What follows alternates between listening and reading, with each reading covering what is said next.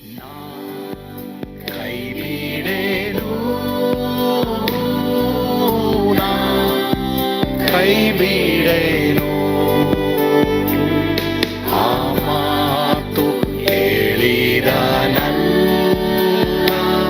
ತಾ ಹೇಳಿದ ನಲ್ಲವೇ.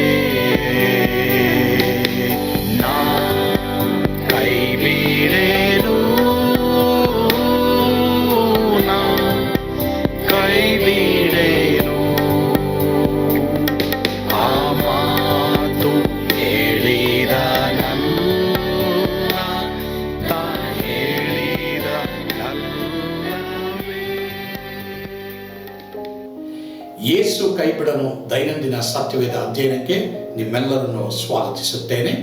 ಇಂದು ಸಹ ನಾವು ಕ್ರೈಸ್ತರು ಹಾದು ಹೋಗಬೇಕಾದಂಥ ಈ 4 ಹಾದಿಗಳ ಕುರಿತು ಇನ್ನೂ ಹೆಚ್ಚಿನದಾಗಿ ನಾವು ಕಲಿಯೋದಕ್ಕೆ ಹೋಗ್ತೇವೆ. ಈ ಸಂದೇಶದ ಮೂಲಕ ನೀವು ಆಶೀರ್ವಾದ ಹೊಂದ್ತೀರಾ. ನೋಡ್ರಿ, ಮಾತುಗಳಲ್ಲಿ ಕೇಳಿಸ್ಕೊಳ್ರಿ. ಒಂದು ಹೆಜ್ಜೆ ಎಲ್ಲ ಪ್ರಾಬ್ಲಮ್ನ ಸಾಲ್ವ್ ಮಾಡ್ತು. ನಿಮ್ಮಲ್ಲಿ ಎಷ್ಟೋ ಜನ ನನಗೆ ದೇವರು ವಾಗ್ದಾನ ಕೊಟ್ಟಿದ್ದಾರೆ, ದೇವರು ನನಗಿದು ಹೇಳಿದ್ದಾರೆ, ಬಟ್ ಇದು ನನಗೆ ಮಾಡೋಕ್ಕಾಗ್ತಾಯಿಲ್ಲ. ದೇವ್ರು ಹೇಳ್ತಾರೆ ಒಂದು ಹೆಜ್ಜೆ ಹಾಕು. ಹೋದ ವರ್ಷ ಅಕ್ಟೋಬರ್ ನವಂಬರ್ನಲ್ಲಿ ನಾನು ಅಮೇರಿಕ ದೇಶಕ್ಕೆ ಹೋಗಿದ್ದೆ. ನನಗೆ ಒಂದು ಸುಮಾರು ವರ್ಷದಿಂದ ಈ ಧೂಳಿನಲ್ಲಿ ಓಡಾಡಿದ್ರಿಂದ ನನಗೇನಾಯಿತು, ಮಾಸ್ಕ್ ಹಾಕ್ಕೊಳ್ಳದೆ ಇದ್ದಿದ್ದರಿಂದ ನನಗೆ ಡಸ್ಟ್ ಅಲರ್ಜಿ ಆಯಿತು. ಹೀಗೆ ಡಸ್ಟ್ ಅಲರ್ಜಿ ಆಗಿದ್ದು ತಿಂಗಳಿಗೆ 1 ಸಲನೋ ತಿಂಗಳಿಗೆ 2 ಸಲನೋ ಇಲ್ಲ ವಾರಕ್ಕೆ 1 ಸಲನೋ ನನಗೆ ಸ್ನೀಸಿಂಗ್ ಬರ್ತಾಯಿತ್ತು. ಬಂದರೆ ನಾನು ಹೋಗ್ಬಿಟ್ಟು ಸಿಟ್ರಿಸನ್ನು, ಒಕಾಸೆಟ್ಟು, ಈ ಅಮೃತ ಅಂತ ತೊಗೊಳ್ತಾ ಇರಲಿಲ್ಲ ಬಿಡಿ, ಸಿಟ್ರಿಸನ್ನು ಇಲ್ಲ ಒಕಾಸೆಟ್ ಅಂತಾರೆ. ಇಲ್ಲಿ ಬೇಕ್ರಿ ಪಕ್ಕದಲ್ಲಿ ಮೆಡಿಕಲ್ ಶಾಪ್ ಇದೆ. ಒಕಾಸೆಟ್ ಮಾಸ್ಟ್ರು, ಸಿಟ್ರಿಸನ್ ಮಾಸ್ಟ್ರು ಯಾರಂದರೆ ಅವ್ರು ಹೇಳ್ತಾರೆ ಪಾಸ್ಟ್ರು ಅಂತ. ಯಾಕಂದರೆ ನಾನು ಅಷ್ಟು ತೊಗೊಳ್ತಾ ಇದ್ದೆಮ್ಮ. ಅದನ್ನು ದಿನ ರಾತ್ರಿ ಹಾಕೋಬೇಕು. ಒಂದು ದಿನ ತೊಗೊಂಡ್ರೆ ಒಂದು 3 ದಿನ ನಿದ್ದೆ. ಹೀಗೆ ವರ್ಷಗಳು ಕಳೆದುಬಿಟ್ಟೆ ನಾನು. ಒಂದು ಭಾನುವಾರ ಇಲ್ಲಿ ಪ್ರಸಂಗ ಮಾಡ್ತಾಯಿದ್ದೀನಿ, 5-6 ಖರ್ಚು ಹಂಗೆ ನೆನೀತಾ ಇದೆ, ಅದರಲ್ಲೂ ಪ್ರಸಂಗ ಮಾಡಿಬಿಟ್ಟೆ ನಾನು ಕೊರೋನಾ ಟೈಮಲ್ಲಿ. ಹೀಗೆ ಹೋಗ್ತಾಯಿತ್ತು. ಇಲ್ಲಿ ಹೋದೆ, ಅಲ್ಲೂ ನನಗೇನಾಗಿಲ್ಲ. ತಿರ್ಗಾ ಕೆವಿಲಿಯರ್ಗೆ ಹೋದೆ, ಅಲ್ಲೂ ಅವ್ರು ಕೊಟ್ಟರು, ಬಟ್ 40 ದಿನ ಮಾತ್ರೆ ತೊಗೋಬೇಕು. ಏನು ಮಾಡೋಕ್ಕಾಗಲ್ಲ ಸರ್, ನೀವು ಈಗ ನಿಮಗೇನು ಸರ್ಜರಿನೂ ಮಾಡೋಕ್ಕಾಗಲ್ಲ ಮೂಗಲ್ಲಿ, ಮತ್ತು ನೀವು 40 ದಿನ ಮಾತ್ರೆ ತೊಗೊಳ್ತಾನೇ ಇರಬೇಕಂದ್ರೆ. ಸೊ ನಾನೇನು ಮಾಡಿದೆ, ಆ ಮಾತ್ರೆ ತೊಗೊಳ್ದು ಹೋದೆ. ಅಮೇರಿಕಾ ದೇಶಕ್ಕೆ ಒಂದು 60-70 ಮಾತ್ರೆ ತೊಗೊಂಡೋದೆ, ಬೇಕಾಗುತ್ತಲ್ಲ, ಯಾಕಂದ್ರೆ ಅಲ್ಲಿ ಕೋಲ್ಡ್ ಬೇರೆ. ಸರಿ, ಒಂದಿನ ಏನಾಗೋಯ್ತು, ಯಾರೋ ಒಬ್ಬರು ನನಗೆ ದಿಢೀರ್ನ ಏನು ಮಾಡಿದ್ರು, ನೀನು ಈ ಹೀಲಿಂಗ್ ಮಿನಿಸ್ಟ್ರಿನಲ್ಲಿ ಗಿಫ್ಟ್ ಇರುವಂಥ ಒಬ್ಬ ದೊಡ್ಡ ಸೇವಕರು ಅವರು ಹೆಸರು ಕೆನತ್ ಹೇಗನ್ ಎಂಬುದಾಗಿ, ಜೂನಿಯರ್ ಕೆನತ್ ಹೇಗನ್. ಸೊ ಅವರ ಒಂದು 2 ದಿನ ಮೀಟಿಂಗ್ಗೆ ನನ್ನ ಕರ್ಕೊಂಡು ಹೋದರು. ಅಲ್ಲಿ ಸುಮಾರು ಒಂದು 1000 ಜನ ನೆರೆದು ಬಂದಿದ್ದಾರೆ. ಇವಾಗ ಅವರು ವಾಕ್ಯ ಹೇಳ್ಬಿಟ್ಟು ಏನು ಮಾಡಿದ್ರು, ನಾವು ಯಾರ್ಯಾರಿಗೆ ಅನೇಕ ದಿನಗಳಿಂದ ಏನು ಕಾಯಿಲೆ ಇದೆ ಅದಕ್ಕೆ ನಾವು ಪ್ರೇಯರ್ ಮಾಡ್ತೀವಿ, ನಂಬಿಕೆಯಿಂದ ಬನ್ನಿ ಅಂದರು. ಎಲ್ಲರೂ ಹೋದ್ರಮ್ಮ. ರೂಮ್ನಲ್ಲಿ ಇನ್ನೊಂದು 3 ಜನ ಇದ್ದರು. ಅದರಲ್ಲಿ ನಾನು ಮತ್ತು ನನ್ನ ಕರ್ಕೊಂಡೋದು ಪಾಸ್ಟ್ರು ಇದ್ವಿ. ಅವ್ರಿಗೆ ಗೊತ್ತಿತ್ತು ನಾನು ಹಿಂದಿನ ರಾತ್ರಿ ಭಯಂಕರ ಕಷ್ಟಪಟ್ಟಿದ್ದು ಗೊತ್ತಿತ್ತು. ಏನು ದೇವರೇ, ಇದು ಈ ಥರ AC ಯಲ್ಲಿದ್ದರೂ ನನಗೆ ಕಷ್ಟ, BCಯಲ್ಲಿದ್ದರೂ ಕಷ್ಟ, ಏನಪ್ಪ ಮಾಡೋದು. ಕೆಲವು ಸಲ ಹಂಗೆ ಸೀನ್ ಬಂದುಬಿಡ್ತದೆ. ಕೆಲವು ಸಲ ನಾನು ಈ ಪ್ರಸಂಗ ಮಾಡಿ ತಿರ್ಗಾ ಕಾರಲ್ಲಿ ಹೋದರೆ ಒಂಚೂರು ಬರ್ತದೆ, ಆದರೆ ಮೊದಲು ಬರ್ತಾಯಿದ್ದಂಗೆ ಬರ್ತಾ ಇರಲಿಲ್ಲ, ಬರಲ್ಲ. ಒಕಾಸೆಟ್ ಅನ್ನೋದು ಬಿಟ್ಬಿಟ್ಟೆ ನಾನು. ಕೇಳ್ರಿ ಏನಾಯ್ತು ಅಂತ. ಒಂದು ಹೆಜ್ಜೆಗೆ ಉದಾಹರಣೆ ಕೊಡ್ತಾ ಇದ್ದೆ.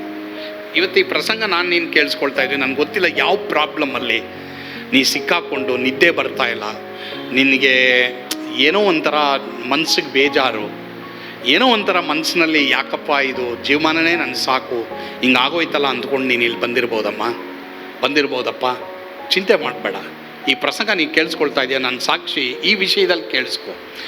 ಭಾಳ ಕಷ್ಟಪಟ್ಟೆ ನಾನು. ಈ ಸೀನ್ ಬಂದುಬಿಟ್ರೆ ಅಯ್ಯೋ ಭಾರಿ ಕಷ್ಟ. ಸರಿ ಅಂದ್ಬಿಟ್ಟು ಆ ಕೂಟಕ್ಕೆ ಹೋಗಿದ್ದೀನಿ. ಆ ಕೂಟದಲ್ಲಿ ಹೋಗಿ ಕೂತಿದ್ದೀನಿ, ವಾಕ್ಯ ಎಲ್ಲ ಕೇಳಿಸ್ಕೊಂಡು ಎಲ್ಲರೂ ಲೈನಪ್ಪ, ಅಲ್ಲೊಂದು ಲೈನು ಇಲ್ಲೊಂದು ಲೈನು, ಅವ್ರು ಏನೇನೋ ಲೈನ್ ಮಾಡ್ತಾವ್ರೆ. ಸರಿ ಹೇಳ್ತಾವ್ರೆಲ್ಲ ಬನ್ನಿ ಅಂತ ನಾನು ಹೋಗಿಲ್ಲ. ಯಾಕೆಂತಂದರೆ ನಾನೇನಂದೆ, ನಾನು ವಾಕ್ಯ ಸಾರ್ತಾ ಇದ್ದೀನಿ, ನಾನು ಪಾಸ್ಟ್ರು, ನಾನು ಏನಕ್ಕೆ ಹೋಗ್ಬೇಕಂತ ಬಂತು. ತಕ್ಷಣ ನನ್ನ ಪಕ್ಕದಲ್ಲಿರೋರು, pastor Mark you want to go ಅಂದರು, because you are having this problem. ನನಗೆ ಲೈಫ್ ಲಾಂಗ್ ಇದಿದೆ ಪಾಸ್ಟರ್, ಲೈಫ್ ಲಾಂಗ್, ಸುಮಾರು ವರ್ಷದಿಂದ ಇದಿದೆ, ಇದು ಅಲರ್ಜಿ, ಡಸ್ಟ್ ಅಲರ್ಜಿ ಇದು ಅಂತ. ಯಾಕೊಂಡು ಟ್ರೈ ಮಾಡಬಾರ್ದು ಅಂದರು. ಜಸ್ಟ್ ಒಂದು ಹೆಜ್ಜೆ ನೋಡಿ. ಸರಿ, ನಾನೇನು ಮಾಡಿದೆ, ತಗ್ಗಿಸ್ಕೊಂಡು ಏನು ಮಾಡಿದೆ, ಕಡೆ ವ್ಯಕ್ತಿ ನಾನೇ ಹೋದೆ. ಆ ಲೈನಲ್ಲಿ ನಿಂತ್ಕೊಂಡು ಹೋದೆ, ಹೋಗ್ಬಾರ್ದು ಅಂತ ಹೋದೆ. ಆದರೆ ಪವಿತ್ರಾತ್ಮ ನಂಗೆ ಹೇಳ್ತಾ ಇದ್ದೆ, ನೀನು ಒಂದು ಟೆಸ್ಟ್ ಮಾಡು, ಹೋಗು ಒಂದು ಹೆಜ್ಜೆ. ಇಲ್ಲ ಡಾಕ್ಟ್ರು ಕೆವಿಲಿಯರು ಡಾಕ್ಟ್ರು ಹೇಳೋರಿ, ನನ್ನ ಲೈಫ್ ಲಾಂಗ್ ನಿಂಗೆ ಮೂಗು ಕೊಯ್ಯೋಕ್ಕಾಗಲ್ಲ, ಮತ್ತು ಏನು ಮಾಡೋಕ್ಕಾಗಲ್ಲ, ಅದು ಹಂಗೆ ನಿಮಗೆ ಲೈಫ್ ಲಾಂಗ್ ಹಂಗೆ ಇರ್ತದೆ ಅಂತ. ಏನಪ್ಪ ಮಾಡೋದು? ಅದಕ್ಕೆ ಕೇಳಿಸ್ಕೊಳ್ಳಿ, ದೇವರು ನಾನೇನಾದರೂ ಒಂದು ಮಾಡಬೇಕಾ, ಒಂದು ಹೆಜ್ಜೆ ಮುಂದೆ ಹಾಕಿ. ಸರಿ ಹೋದೆ, ಲೈನಲ್ಲಿ ಹೋದೆ. ನಾನೇನಂತ ಕೇಳ್ಕೊಡ್ತಾ, ಕಡೆಗೆ ಹೋದರೆ ಚೆನ್ನಾಗಿ ಪ್ರೇಯರ್ ಮಾಡ್ತಾರೆ, ಚೆನ್ನಾಗಿ ತಟ್ಟಿ ಪ್ರೇಯರ್ ಮಾಡ್ತಾರೆ, ಕುಟ್ಟಿ ಪ್ರೇಯರ್ ಮಾಡ್ತಾರೆ ಅಂದ್ಕೊಂಡು ನಾನೇನು ಮಾಡಿದೆ, ಹೋದರೆ ಅವರು ಎಲ್ಲರಿಗೂ in Jesus name, Jesus name, Jesus name, Jesus name, Jesus name. Healing ಮಿನಿಸ್ಟ್ರಿಯಲ್ಲಿ ಕೆನತ್ ಹೇಗನ್ ಅಂದರೆ ಭಾಳ ಪರಿಣಿತರು. ಅವ್ರ ಬಗ್ಗೆ ಎಷ್ಟೋ ಒಂದ್ಸಲ ಸರಿ ಇಲ್ಲ, ಅದು ಪಾಲ್ ಯಾಂಗಿಚೋ ಬಗ್ಗೆ ಹೇಳಿದೆ. ಇವರು ಸಹ ಪಾರ್ಶ್ವವಾಯು ರೋಗಿ ಆಗಿದ್ದರು. ದೇವರು ಅವ್ರನ್ನ ಬಿಡುಗಡೆ ಮಾಡಿದ್ಮೇಲೆ ಅವರು ಆ ಸೇವೆಗೆ ಇಳಿದ್ರು. ಸರಿ, ಹೋಗ್ತೀನಿ ಕಡೆಗೆ ಹೋದೆ, ತಲೆ ಬಗ್ಗಿಸ್ದೆ ಅಂದರು, ಅಷ್ಟೇ ಮುಗೀತು. ನಾನು ತಲೆ ಕೆಟ್ಟೋಯ್ತು ಅಷ್ಟೇ, ಬಾಚಿತ್ ಕೆಟ್ಟೋಯ್ತು. ಹಿಂಗೆ ಅಂದರು, ಇನ್ ಜೀಸಸ್ ನೇಮ್ ಹೀಲ್ ಅಂದರು. ಬಂದೆ, ಅಪ್ಪ ಏನೂ ಆಗಿಲ್ಲಮ್ಮ, ಏನಾಗಿಲ್ಲ. ಆದರೆ ಎಲ್ಲ ಗಮನ ಇಡಿ, ಯಾಕೆ ನನ್ನ ದೇವರು ಈ ಕೂಟಕ್ಕೆ ಕರ್ಕೊಂಡು ಹೋದರು? ನಂದು ಒಂದು ಪ್ರಶ್ನೆ. ಎಷ್ಟೋ ಜನ ಅವ್ರ ಮೀಟಿಂಗ್ ಹೋಗೋಕ್ಕೆ ಎಷ್ಟೋ ಜನ ಕಷ್ಟಪಡ್ತಾರೆ, ಭಾಳ ಕಷ್ಟಪಡ್ತಾರೆ. ಬಟ್ ಯಾಕೆ ನನ್ನ ಸುಲಭವಾಗಿ ಕರ್ಕೊಂಡು, ಯಾರೋ ನನಗೆ ಟಿಕೆಟ್ ಕೊಟ್ಟರು, ಯಾರೋ ನನ್ನ ಕಾರಲ್ಲಿ ಕರ್ಕೊಂಡು ಹೋದ್ರು, ಯಾರೋ ನನ್ನ ಹೋಟ್ಲಲ್ಲಿ ಇಟ್ಟರು, ಬಟ್ ಯಾಕೆ ನನ್ನ ಕರ್ಕೊಂಡು ಹೋದ್ರು ದೇವರು? ಸರಿ, ಆ ಒಂದು ಹೆಜ್ಜೆ ಹಾಕ್ದೆ ನೋಡಿ. ಈಗ ಒಕಾಸೆಟ್ ಅನ್ನೋದು ನನಗೆ ತೊಗೊಳಕ್ಕೆ ಆಗ್ತಾಯಿಲ್ಲ. ಮಾತ್ರವಲ್ಲದೆ ಸಿಟ್ರೀಸನ್ ಇಲ್ಲ, ಮಾತ್ರವಲ್ಲದೆ ನಾನು ತೊಗೊಳ್ತಾ ಇದ್ದಂಥ 40 ಮಾತ್ರ ಕೆವಿಲಿಯರಲ್ಲಿ ಅದೂ ಇಲ್ಲ. ನಾನು ಹೋದ ನವಂಬರಿಂದ ಈಗಲೂ ನೋಡ್ತೀನಿ, ಎಲ್ಲೊಪ್ಪ ಹೋಯ್ತು ಅಂತೀನಿ. ಯಾವೋ ಒಂದು ಟೈಮ್ ಗಾಳಿಯಲ್ಲಿ ಹೋದಾಗ ಏನೋ ಒಂಚೂರು ಅಷ್ಟೇ ಆಯಿತು. ಮೊದಲು ಥರ ನನಗೆ ಆ ಥರ ನೀರಿನಂತೆ ಹೋಗ್ತಾ ಇದ್ದಿದ್ದು ಇಲ್ಲವೇ ಇಲ್ಲ.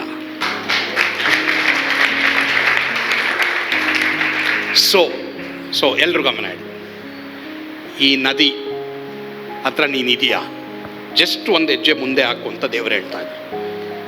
ದೇವರು ಹೇಳ್ತಾ ಇರ್ಬೋದು ನಿನಗೆ, ಈ ಕಷ್ಟನ ಯಾರ ಹತ್ರನ ಹೇಳ್ಕೊ, ಅಥವಾ ಒಂದು ಐಡಿಯಾ ತಗೋ, ಅಥವಾ ನೀನೇ ಒಂದು ಹೆಜ್ಜೆ ಹಾಕು. ಕೆಲವು ಸಲ ನಮ್ಮ ಪ್ರಾಬ್ಲಮ್ಗೆ ಸೊಲ್ಯೂಷನ್ ನಮ್ಮ ಹತ್ರನೇ ಇರ್ತದೆ, ನಮ್ಮ ಮನೆಯಲ್ಲೇ ಇರ್ತದೆ, ನಮ್ಮ ಹತ್ರನೇ ಆ ಸಾಮರ್ಥ್ಯ ಶಕ್ತಿ ಇರ್ತದೆ. ಒಂದಮ್ಮ ಎಲಿಶನ ಹತ್ರ ಹೋಗ್ಬಿಟ್ಟು, ನನ್ನ ಮಕ್ಕಳನ್ನೆಲ್ಲ ಕರ್ಕೊಂಡು ಹೋಗ್ಬಿಡ್ತಾವ್ರೆ ಸಾಲಗಾರರು, ಈ ಸಾಲ ತೀರ್ಸೋಕ್ಕಾಗ್ತಾಯಿಲ್ಲ. ಎಲಿಶ ಹೇಳ್ತಾನೆ, ನಿನ್ನ ಮನೇಲಿ ಏನಿದೆ ಅಂತ. ಇವತ್ತೆಲ್ಲರೂ ಗಮನ ಇಡಿ, ನಿಂದು ದೊಡ್ಡ ಪ್ರಾಬ್ಲಮ್ ಸಾಲ್ವ್ ಆಗೋಕ್ಕೆ 2 ಕಾರ್ಯ ಇದೆ. ಒಂದು, ನೀನು ಒಂದು ಹೆಜ್ಜೆ ಮುಂದೆ ಹಾಕಬೇಕೇನೋ, ಅಥವಾ ನಿನ್ನ ಮನೆಯಲ್ಲೇ ಏನೋ ಒಂದು ಉತ್ತರ ಇದೆ, ಅಥವಾ ನಿನ್ನ ಹೃದಯದಲ್ಲೇ ಏನೋ ಒಂದು ಉತ್ತರ ಇದೆ. ಆ ಉತ್ತರಕ್ಕೆ ಒಂದು ಹೆಜ್ಜೆ ನೀನು ಮುಂದೆ ಹಾಕು, ಧೈರ್ಯವಾಗಿ ಮುಂದೆ ಹಾಕು. ಇಷ್ಟು ವರ್ಷದಿಂದ ಇದ್ದಂಥ ಆ ಪ್ರಾಬ್ಲಮ್ ದೇವರು ಅದ್ಭುತವಾದ ರೀತಿಯಲ್ಲಿ ಸಾಲ್ವ್ ಮಾಡ್ತಾರೆ. ಯಾಜಕರು ಮಾಡಿದ ಅದು ಒಂದೇ ಒಂದು, ಅವ್ರ ಮುಂದೆ ಇದ್ದಂಥ ದಡ ಮೀರಿ ಹರಿತಾ ಇದ್ದಂಥ ಸುಗ್ಗಿ ಕಾಲ, ಅದು ನೀರು ಹರಿಲೇಬೇಕು, ಅದು ಯಾರು ಸ್ಟಾಪ್ ಮಾಡೋಕ್ಕಾಗಲ್ಲ. ಆದರೆ ಆ ಸುಗ್ಗಿ ಕಾಲದಲ್ಲಿ ದಡ ಮೀರಿ ಹರಿತಾ ಇದ್ದಂತಹ ನದಿ, ಇವರ ಒಂದು ನಂಬಿಕೆಯ ಹೆಜ್ಜೆ ಅವರಿಗೆ ದೊಡ್ಡ ಬಿಡುಗಡೆ ಕೊಡ್ತು. ನೀನು ಯಾವ ಹೆಜ್ಜೆ ಹಾಕಬೇಕು ಅದು ದೇವರು ನೀನು ತಿಳಿಸ್ತಾರೆ. ಭಯಪಡಬೇಡ, ಯಾಕಂದರೆ ನೀನು ಯಾರು ಗೊತ್ತಾ? ದೇವರು ಸೃಷ್ಟಿಸಿ ರೂಪಿಸಿದವನು. ನೀನು ಯಾರು ಗೊತ್ತಾ? ತನ್ನ ರಕ್ತದಿಂದ ದೇವರು ವಿಮೋಚಿಸಿದವನು. ನೀನು ಯಾರು ಗೊತ್ತಾ? ಆತನು ಹೆಸರು ಹಿಡಿದು ಕರೆದವನು. ನೀನು ಯಾರು ಗೊತ್ತಾ? ನೀನು ನನ್ನವನೇ ಎಂಬುದಾಗಿ ದೇವರು ಹೇಳಿದ್ರಲ್ಲ. ನೀನು ಜಲರಾಶಿಯನ್ನು ಹಾದು ಹೋಗುವಾಗ ನಿನ್ನ ಜೊತೆ ಅವರಿದ್ದಾರೆ. ನೀನು ನದಿಯನ್ನು ದಾಟುವಾಗ ಅದು ನಿನ್ನ ಮುಳುಗಿಸಲ್ಲ. ಮುಂದೆ ಹೋಗು, ಧೈರ್ಯವಾಗಿ ಮುಂದೆ ಹೋಗು. ಈ ದಿನ ಈ ಸಂದೇಶದ ಮೂಲಕವಾಗಿ ನೀವು ಆಶೀರ್ವಾದ ಹೊಂದಿದ್ದೀರಿ ಎಂಬುದಾಗಿ ನಾನು ನಂಬ್ತೇನೆ. ಖಂಡಿತವಾಗಿ ನಿಮ್ಮ ಜೀವಿತವನ್ನು ಯೇಸುವಿಗೆ ಒಪ್ಪಿಸಿಕೊಡ್ರಿ. ಒಂದು ವೇಳೆ ನಿಮ್ಮ ಪಾಪ ಕ್ಷಮಾಪಣೆಗಾಗಿ ಯೇಸುವಿಗೆ ನಿಮ್ಮ ಜೀವಿತ ಒಪ್ಪಿಸಿಕೊಡದೆ ಹೋದರೆ, ಅಥವಾ ನಿಮ್ಮ ಜೀವನದಲ್ಲಿ ಪಾಪದ ಮೇಲೆ ನಿಮಗೆ ಜಯ ಇಲ್ಲ ಎಂಬುದಾಗಿ ಹೇಳಿ ಇವತ್ತು ನೀವು ಯೋಚನೆ ಮಾಡ್ತಾ ಇರೋದಾದರೆ, ಯೇಸು ಅದಕ್ಕಾಗಿಯೇ ಶಿಲ್ಬೆ ಮೇಲೆ ಸತ್ರು, ಮಾತ್ರವಲ್ಲದೆ ಸಮಾಧಾನದಲ್ಪಟ್ಟು 3ನೇ ದಿನ ಎದ್ದು ಬಂದರು. ನಿಮ್ಮನ್ನು ಪೂರ್ಣ ಜಯಶಾಲಿಗಳಾಗಿ ಅವರು ಕರೆದಿದ್ದಾರೆ. ಎಲ್ಲರ ಮೇಲೆ ಜಯ ಹೊಂದ್ರಿ, ಆಶೀರ್ವಾದ ಹೊಂದ್ರಿ. ಕರ್ತನು ನಿಮ್ಮನ್ನು ಆಶೀರ್ವದಿಸಲಿ. ಆಮೇಲೆ ಪ್ರಾರ್ಥಿಸೋಣ. ನಮ್ಮನ್ನು ಬಹಳವಾಗಿ ಪ್ರೀತಿ ಮಾಡಿದಂಥ ನಮ್ಮ ಸ್ವರ್ಗೀಯ ತಂದೆ ಆದವರು ನಿಮ್ಮ ಸ್ತೋತ್ರ. ಈಗ ಸ್ವಾಮಿ, ನಿಮ್ಮ ಕರಗಳನ್ನು ಒಪ್ಪಿಸಿಕೊಡ್ತೇವೆ. ದೇವ, ಈ ಸಂದರ್ಭದಲ್ಲಿ ರಾಜನೇ ಕರ್ತನೆ, ಯಾರ್ಯಾರು ತಮ್ಮ ಹೃದಯವನ್ನು ಈಗ ಯೇಸು ಒಪ್ಪಿಸಿಕೊಟ್ಟಿದ್ದಾರೋ, ಯಾರ್ಯಾರು ಪಾಪಗಳಿಗೆ ಪಶ್ಚಾತ್ತಾಪ ಪಟ್ಟು ನಿನ್ನ ಬಳಿಗೆ ಬಂದಿದ್ದಾರೋ ಅವರಿಗೆ ನೀ ಕೃಪೆ ಕೊಡು. ಮಾತ್ರವಲ್ಲದೆ ಯಾರ್ಯಾರು ದೇವರೇ ಈ ಹಾದಿಗಳಲ್ಲಿ ಹಾದೋಗ್ತಾ ಇದ್ದಾರೋ ಅವರಿಗೆ ಧೈರ್ಯ ಕೊಡು, ಅವ್ರನ್ನ ಬಲಪಡಿಸಿ ನಡೆಸು. ಆ ರೀತಿ ನೀನು ಮಾಡ್ತೀವಿ. ಅದಕ್ಕಾಗಿ ಸ್ತೋತ್ರ, ಸ್ತುತಿ, ಘನ, ಮಾನ, ಮಹಿಮೆ ನೀವು ಒಬ್ಬರೇ ಹೊಂದಿಕೊಟ್ರಿ ಸ್ವಾಮಿ. ಯೇಸುವಿನ ಹೆಸರಿನಲ್ಲಿ ಪ್ರಾರ್ಥಿಸ್ತೇವೆ ದೇವರೇ, ಆಮೇಲೆ. ಕರ್ತನು ತಾನೇ ನಿಮ್ಮೆಲ್ಲರನ್ನು ಆಶೀರ್ವಾದ ಮಾಡಲಿ. ಸ್ವರ್ಗದ ಆನಂದ ನಿಮ್ಮೆಲ್ಲರನ್ನು ತುಂಬಿ ತುಡುಕಲಿ. ಆಮೇನ್. God bless you.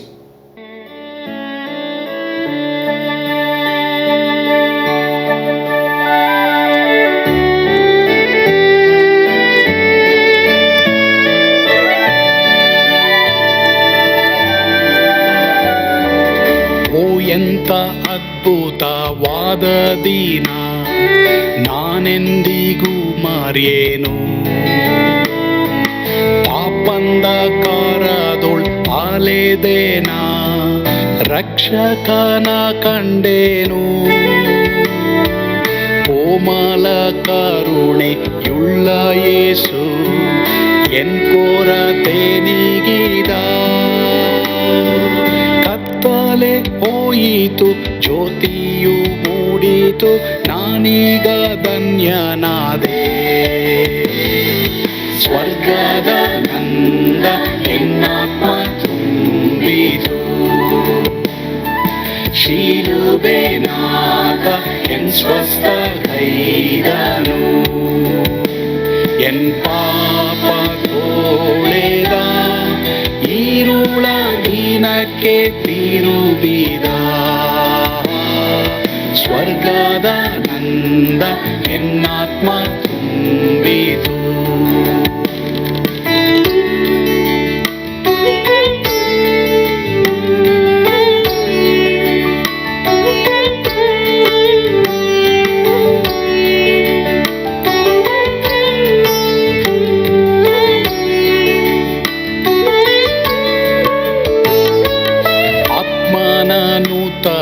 ಜನ್ಮದಿಂದ ದೇವಪುತ್ರನಾದೇನು.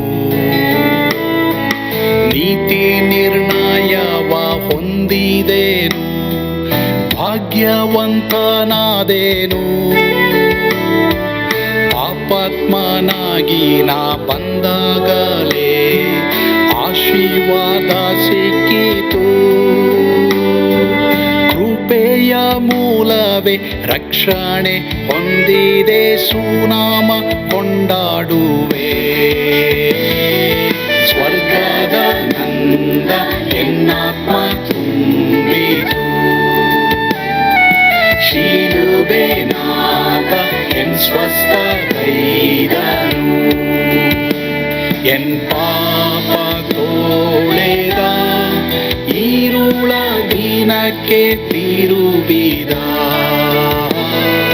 ಸ್ವರ್ಗದ ನಂದ ಎನ್ನಾತ್ಮ ತುಂಬಿತು.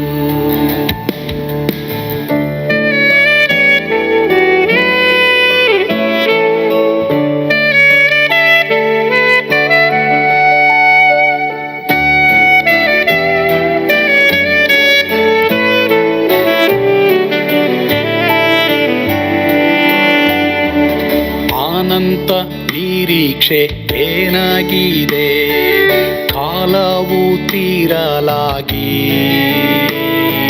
ಸ್ವರ್ಗದ ಭವ್ಯ ಪೀಡಾರದಲ್ಲಿ ನಿತ್ಯವಾಗಿ ಇರುವೆ. ಶಿಲುಬೆ ನನಗೆ ಆಶ್ರಯವೇ, ನಂಬಿಕೆಗಾಧಾರವೇ. ನಿತ್ಯ ಐಶ್ವರ್ಯವ ದಿವ್ಯಾಶೀರ್ವಾದವ ಕರ್ತ ಇವನೇ ನಗೆ.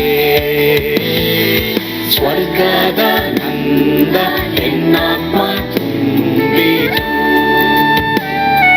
ಶಿಲುಬೆನಾಗ ಎನ್ ಸ್ವಸ್ಥ ಕೈದನು. ಎನ್ ಪಾಪ ತೋಳೆದ ಈರುಳ ದಿನಕ್ಕೆ